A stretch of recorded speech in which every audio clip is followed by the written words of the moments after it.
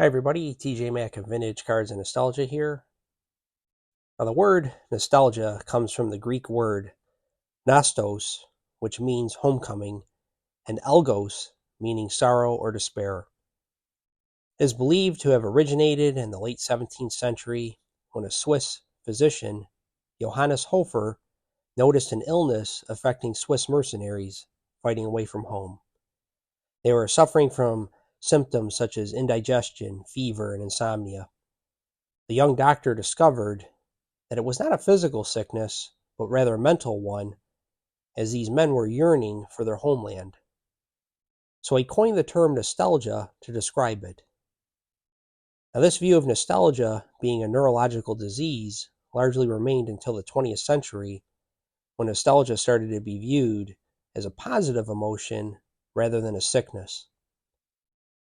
I was thinking this week about the first commercial I remember seeing. I believe it is one of the most famous ever made, the 1971 Coca-Cola Hilltop ad that was popularized once again in the series finale of Mad Men. I'm sure you're all familiar with the diverse group of young people on a hilltop singing how they'd like to buy the world of Coke and keep it company, and that it's the real thing. I read that this ad was aired during the time of the Vietnam War, which has been raging on for several years, and the United States was battling its most feared foe, communism. So Coca-Cola put out this ad as a way of seeking a return to normalcy. They showed probably the most diverse group of people ever seen on television up until that time. Young faces of different colors and assorted garb representing countries all around the world. It was portraying the myth of a world that once lived in international harmony, and now we desire to return to being together again. All we need to do is to trade our guns for a bottle of Coca-Cola.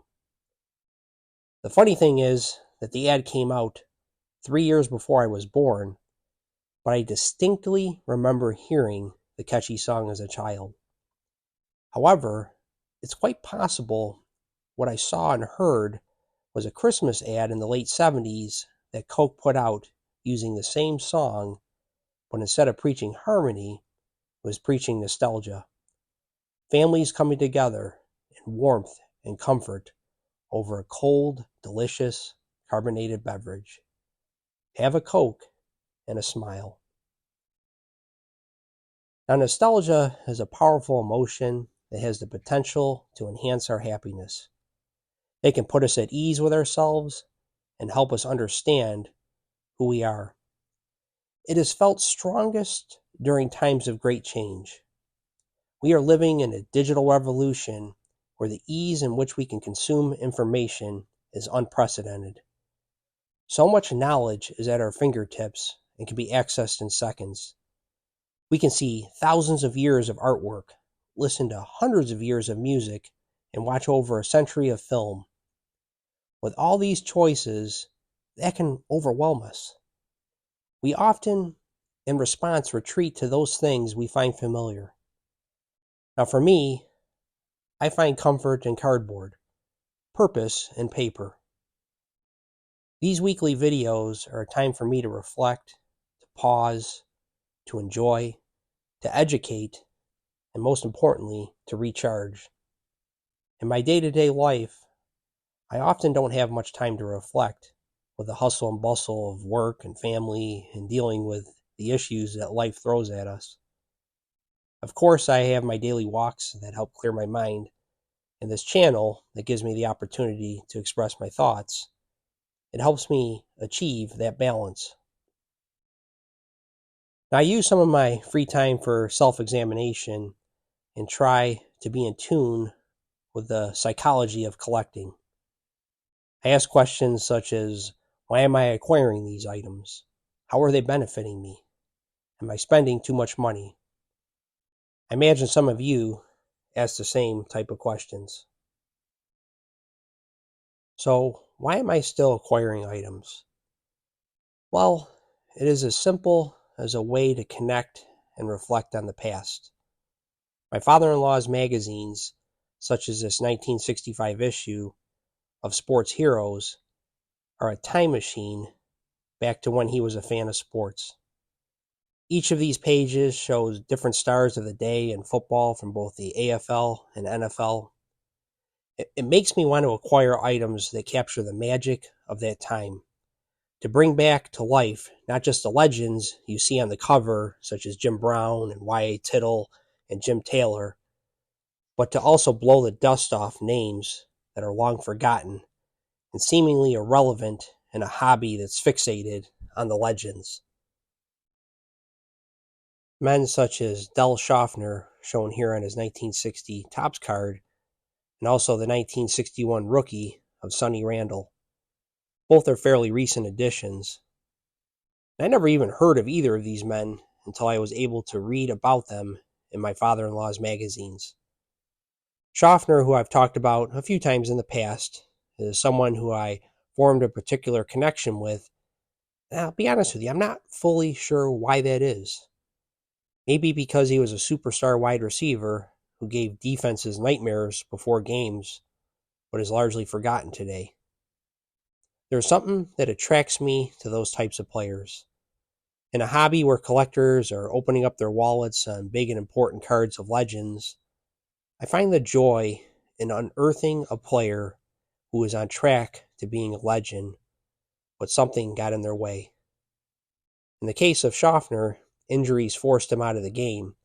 He had 5 amazing years that saw him be a first-team All-Pro 5 times, but his career was short, lasting only from 1958 to 1967. But what is amazing is that there's 29 wide receivers in the Pro Football Hall of Fame, and only Jerry Rice and Lance Alworth have been a first-team All-Pro more times than Del Schaffner. Yes, he is my kind of guy, under the radar. And then you have Sonny Randle, who is another superstar receiver, who in his second year led the NFL in touchdown catches with 15. He was a 4-time Pro Bowler who unfortunately dealt with injuries, and his career lasted from only 1959 to 1968. However, he caught more touchdown passes in the 1960s than any other player in the NFL, and was third only behind, I believe, Lance Alworth and Don Maynard, who are both in the AFL. Yet he is largely forgotten. Again, my kind of player.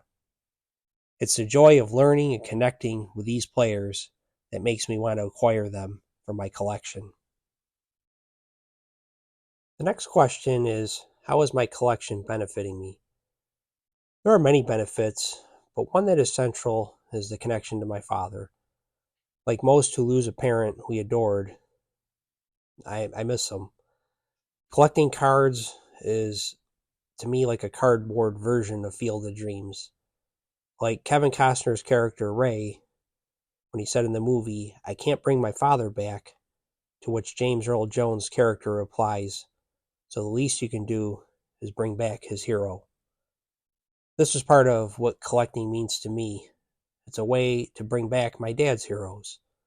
This 1965 Baseball Illustrated makes me think of my dad. He would have been 16 years old at the time, the same age as my oldest son. All these players were the stars of his day, and some of which were his heroes. I envision him opening packs and pulling many of these players, watching the game of the week, and looking at the box scores daily. When I acquire these players into my collection, my dad's nostalgia becomes my nostalgia. I hoped to give some of these items to my children someday, to include cards from when I was growing up also. My nostalgia will become their nostalgia, and the connection will hopefully carry on. The next question I have is a tough one. Am I spending too much money on the hobby? It is tempting to open our wallet when we see big cards being bought and content creators telling us why we should be buying some expensive cards that many of us can't afford. I hope it's a question we ask ourselves often, or at least we should. Of course, what we spend impacts each person differently. While my monthly budget is a relatively modest amount of my family income, I'll be honest, I still struggle with the feeling that there are more important things I should be doing with my money. It's the guilt I feel, I guess, sometimes as a husband and a father. That is why I'm very sensitive about what I spend on the hobby. I've always have been, but I think it's been just a little bit more lately. While I hope my wife and kids will benefit financially from the items they elect not to keep when I've passed on, there is no assurance that cards will always have value. Much of collecting is based on nostalgia, and in an age that is becoming increasingly digital with finite items such as old cardboard, are they really going to carry value in the future? Nobody knows for sure. Will today's kids care about sports cards as adults? Who knows? Also, things are becoming more and more expensive.